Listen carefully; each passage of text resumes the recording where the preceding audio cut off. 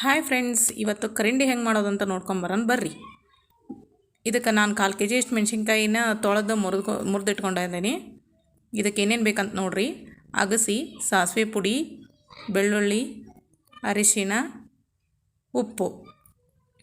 ಈಗ ಒಂದು ಮಿಕ್ಸಿ ಜಾರ್ನಾಗ ಮುರಿದಿಟ್ಕೊಂಡಿರೋ ಮೆಣಸಿನ್ಕಾಯಿನ ಹಾಕ್ಕೊಂಡು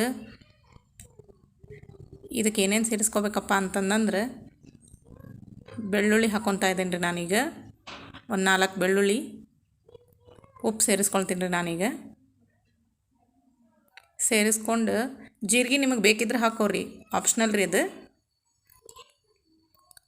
ಮಿಕ್ಸಿ ಮಾಡ್ಕೊಂಬರ್ಬೇಕು ರೀ. ಇದನ್ನು ನೋಡಿರಿ, ನಾನು ಮಿಕ್ಸಿ ಮಾಡ್ಕೊಂಡು ಬಂದಾಗೈತಿ. ಇದನ್ನು ತರಿಯಾಗಿ ರುಬ್ಕೋಬೇಕು ರೀ. ಈ ಥರ ತೀರಾ ಸಣ್ಣಗೆ ಮಾಡ್ಕೊಳಕ್ಕೆ ಹೋಗ್ಬೇಡ್ರಿ.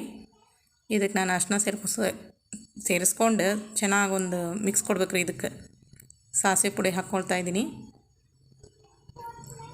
ಅಗಸೆ ಪುಡಿ ನಾನು ಆಗಲೇ ತೋರಿಸಿದ್ನಲ್ಲ, ಅದನ್ನು ಮಿಕ್ಸಿ ಮಾಡಿ ಇಟ್ಕೊಂಡಿದ್ದೀನಿ. ಇವಾಗ ಹಾಕ್ಕೊತೇನೆ ನೋಡಿರಿ. ಇದನ್ನು ಚೆನ್ನಾಗಿ ಮಿಕ್ಸ್ ಮಾಡ್ಬೇಕು ಈಗ.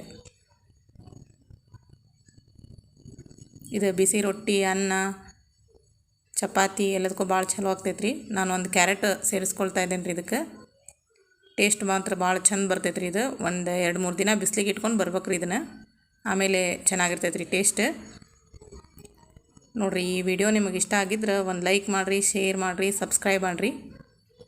ನೋಡಿರಿ, ಈಗ ಒಂದು ಕಂಟೈನರ್ಗೆ ತೆಗೆದಿಟ್ಕೊಳ್ತಾ ಇದ್ದೀನಿ ನಾನು. ಈಸಿ ರೆಸಿಪಿ ರೀ ಇದು. ತೆಗೆದಿಟ್ಕೊಂಡು ಇದು 1 ವರ್ಷ ಆದರೂ ಕೆಡಂಗಿಲ್ಲ ರೀ ಇದು.